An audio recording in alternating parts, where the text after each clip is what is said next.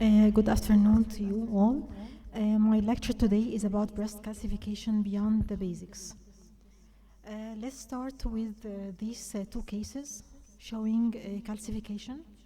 They have the same morphology, but one turned to be malignant and the other turned to be benign. And this is the dilemma of breast calcification. Though the majority of microcalcifications that occur are benign, some specific pattern can be caused by malignant disease or high-risk lesions. High percentage of breast cancer present initially by microcalcifications, and moreover, it is the main form of manifestation of DCIS. So it's important to differentiate the microcalcification of benign origin from those that are suspicious. Most calcification in the breast from either within the terminal ducts, termed intraductal calcification, or within the acini, termed lobular calcification. Lobular calcification are usually benign, yet the intraductal calcifications are usually suspicious. So what is the radiologist role? First, assessing the breast calcification, assigning a BI-RADS score and giving a recommendation, delineation of the extent, biopsy taking and preoperative localization, and deciding the radiology pathology discordance if needed. Starting with the assessment of breast calcification, it should follow a systematic approach through assessing the morphology, the distribution, and considering the clinical scenario. Using spot compression view or magnification is mandatory to assess the morphology and the extent meticulously, and thus assessing the final risk.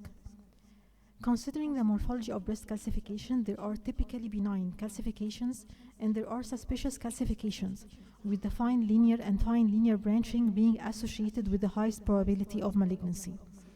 And these images show the morphology of different suspicious calcification, while those show the morphology of different benign calcifications. However, the benign calcification may be sometimes confusing in their diagnosis, and deciding their benign nature is crucial to avoid overestimation. For example, in this case, we can see amorphous microcalcification in both projections seems to be suspicious, but considering the peripheral location projecting on the skin, and also there was no change in the arrangement of the groups in the two projection, which is termed the tattoo sign, and this is diagnostic of skin calcifications. Also in this case, we can see amorphous calcification in the CC view, which turned to be linear in the ML view.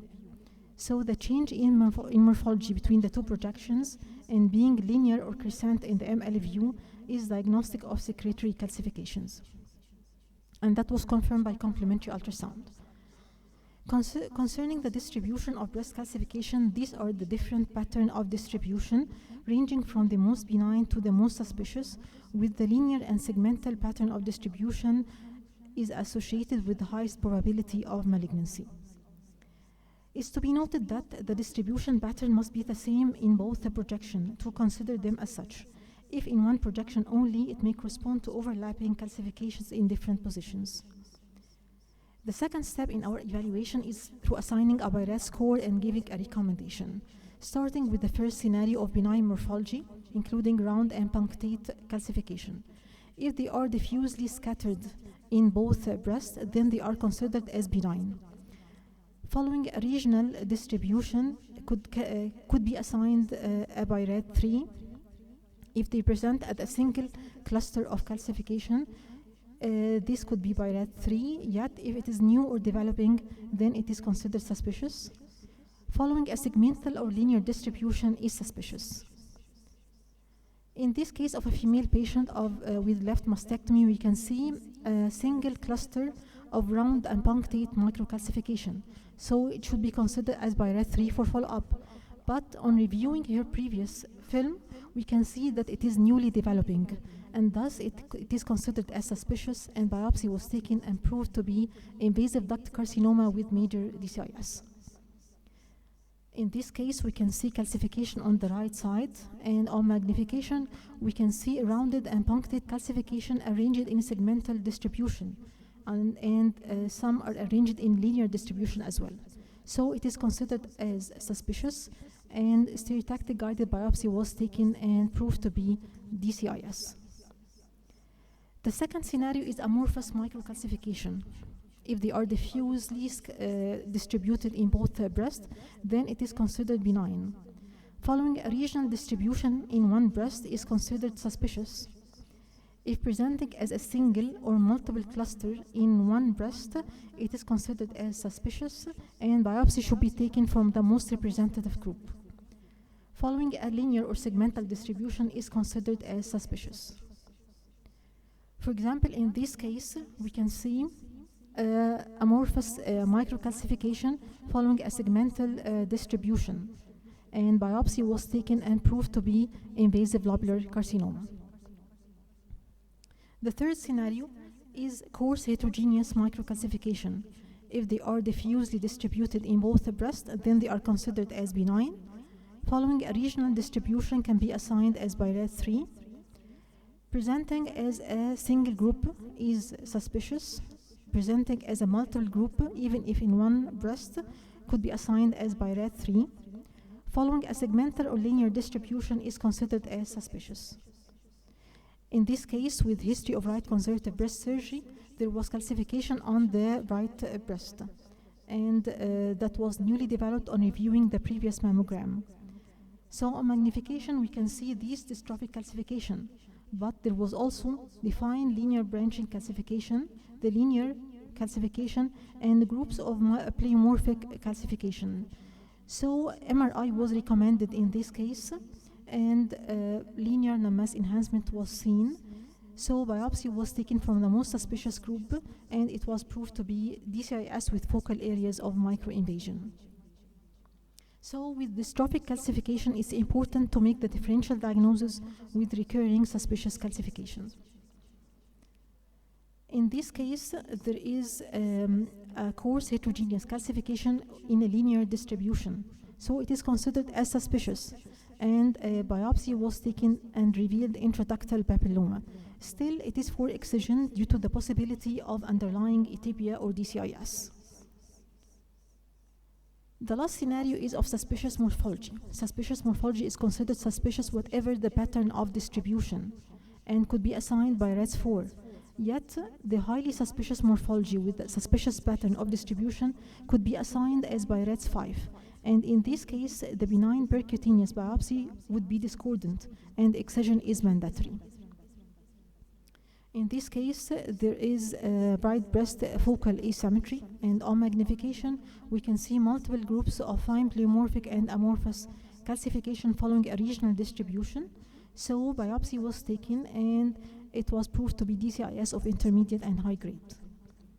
So calcification associated with underlying mass, focal asymmetry, or architectural distortion should be considered suspicious despite its morphology. So what about the other imaging modalities? The ultrasound examination is indicated if the microcalcification are associated with mass or focal asymmetry, or if it is extensively distributed. Also for diagnosing of associated invasive component, and for biopsy guidance if corresponding abnormality is detected. In this case, there is an extensive pleomorphic microcalcification following a segmental distribution. On complementary ultrasound, there was a dilated ducts with intraductal echogenic contents and internal vascularity. Biopsy was taken and proved to be invasive duct carcinoma with DCIS component. Considering the digital breast tomosynthesis, there are advantages including reducing the tissue overlap, improving the detection of masses and architectural distortion associated with calcification, and facilitate the diagnosis of skin calcification. Yet there are also disadvantages as some malignant calcification may be underestimated, the lower resolution, and the increased radiation dose. In this case, we can see a punctate microcalcification detected in the last images of tomosynthesis, denoting skin calcification. Also, in this case, we can see a single cluster of coarse heterogeneous calcification. Yet on tomosynthesis, we can see underlying partly obscured mass corresponding to an involuting fibroadenoma.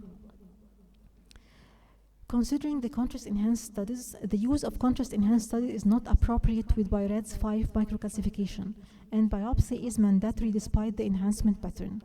Yet, based on the recent published studies, they might be beneficial for the BI-RADS 4 microcalcification, like those who have low to intermediate suspicious morphology or distribution, with the assumption that absence of enhancement would favor a benign pathology.